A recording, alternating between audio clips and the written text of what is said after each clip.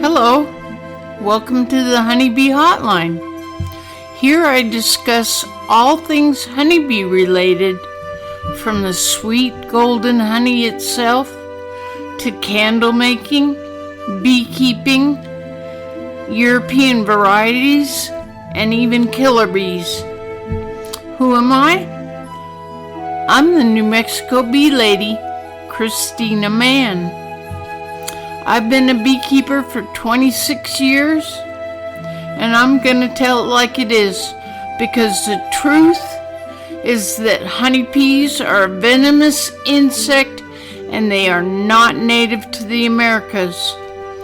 Further, the Africanized honeybee was an experiment gone wrong in 1956, and it gave us the curse rightly known as killer bees. So, are you ready? Let's get started.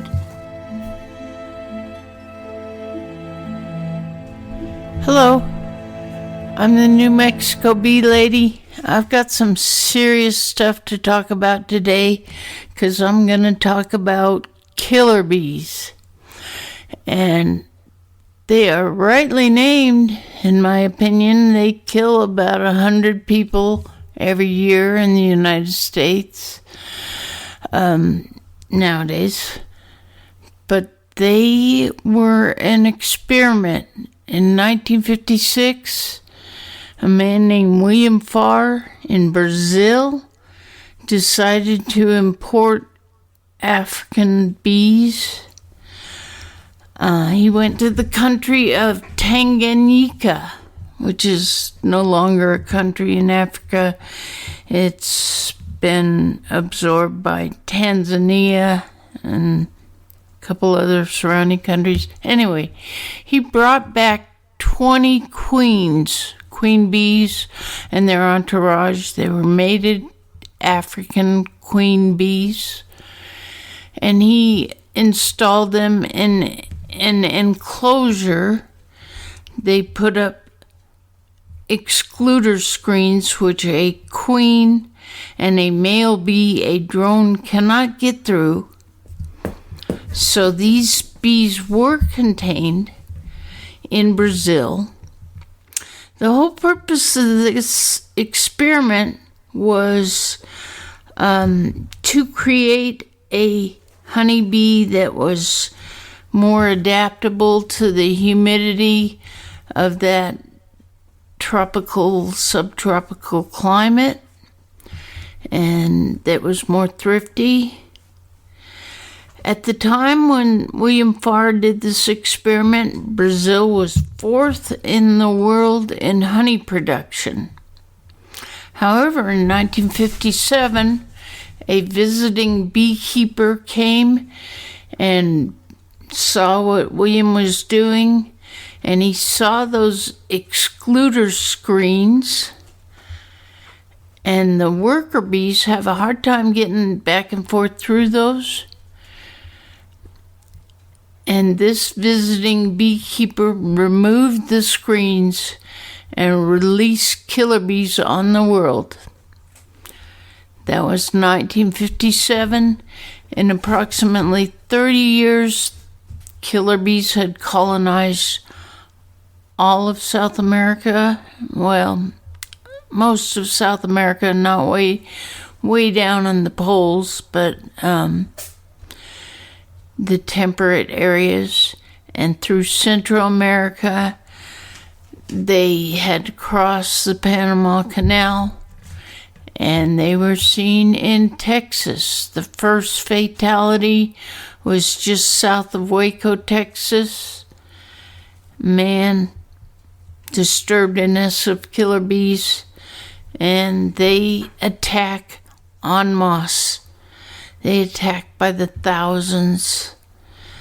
Now, they came to Arizona next, and they're here in southern New Mexico. They're a plague, my friends. They don't belong here. Some people will breed these nightmares because they're easy. They don't get varroa mites.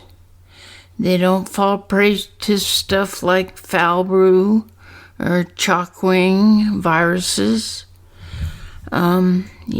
You can hive them and they'll make more and they'll swarm 2 or 3 times a year. We're in a dearth right now. That means there's not much pollen and nectar to feed our bees. So the Africanized bees, what do? They leave their hives. They abscond. They take over my good beehives. They kill my queen. And they either just eat the larva and the honey and then leave, abscond again, or else they just take over the hive. And that African queen starts laying her foul brood, to coin a term, a beekeeping term. Anyways, they're nasty business. And I'm going to name some people in the community, but I'm going to change the names to protect the guilty. Now, we have 2 beekeepers. Let's call them Royce and Ethan. Both of these beekeepers never requeen. And Royce's hives, which he moved just before Memorial Day, were Africanized, and they killed the dog and wounded the other one. But he may not have known that, because there's a killer bee tree off of Mesquite, and it's like 2 blocks away from where Royce was keeping his hives. And when they moved those hives, the Africanized queen took 3,000 of her bees and they left. However, Royce still has his beehive somewhere. And this isn't the first time Royce's bees have swarmed and created a nuisance, because I answered a bee call at Vintage Salon on North Canal. What was that, 4 years ago? And they swarmed from Royce's hives on Plum Lane near the Lakeview Christian Home Administration Center. And those were nasty bees, and they were underneath the foundation of the Vintage Salon. So I killed them all. Let God sort them out. But Ethan, my friend, is even worse than Royce, because he hides every single one of those nightmares, and he never requeens. Now, I call you my friend, Ethan, and I am your friend, even though you're not my friend, because I would help you learn how to requeen. Those bees are dangerous. You work out deals with landlords. You put your hives on other people's property, and they don't know what they have. But I've seen you laugh at your landlord when he came up at the drive and he got out of his car, and I was saying, no, get back in. He got stung 4 times before he could get back in his car, and you were laughing at him. You don't have your bees there anymore, do you? A gift of a little bit of honey is not enough to make a landowner take that risk, my friend. And you need to change your ways, because your house right near the high school, that's a hotbed of Africanized bees too. My first bee call of the year was right on 8th Street, not far from your house. And your bees swarmed and they moved into the stump. They were nasty bees. They were 8 feet from the sidewalk, and I just killed them. And I foamed that stump, and I took care of them. But you're also responsible for those Dobermans getting killed 3 years ago.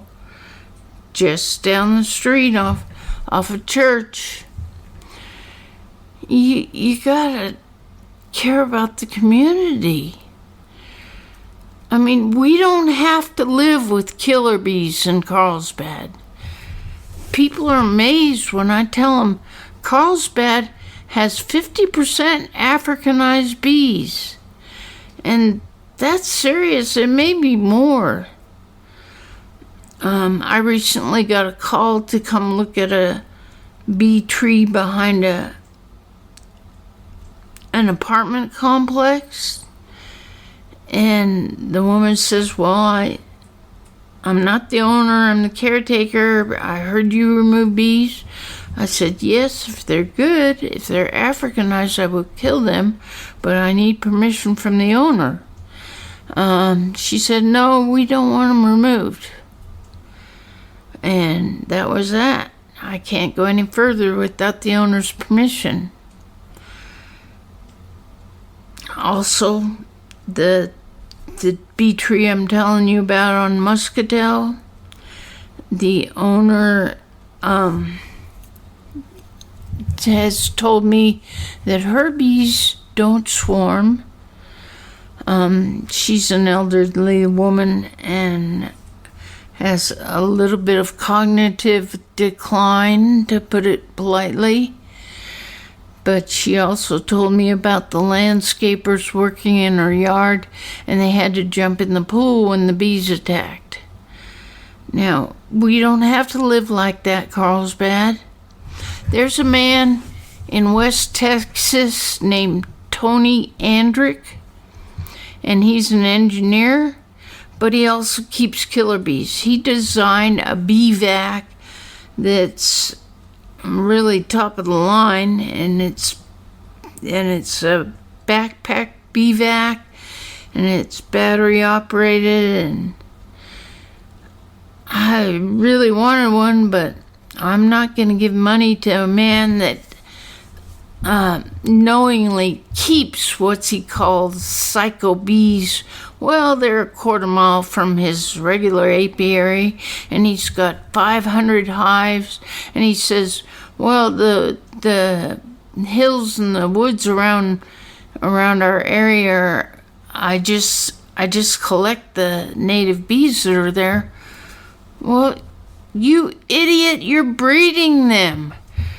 We need to drop a nuclear bomb on that bee apiary.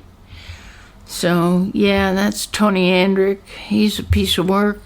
And scientific studies have also shown that killer bees produce less honey. I can cite the peer-reviewed journal, but people don't want to admit that. So, Ethan, you get more honey if you switch to good European bees.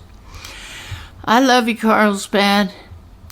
I recently met with the mayor, and he's all behind my proposal to report killer bees and try and get a handle on this. Let's take a positive step toward the people of our community, and let's eradicate some of these killer bee trees. I'm here to help. My home phone is 575-885-0258. Leave a message. Thank you for listening.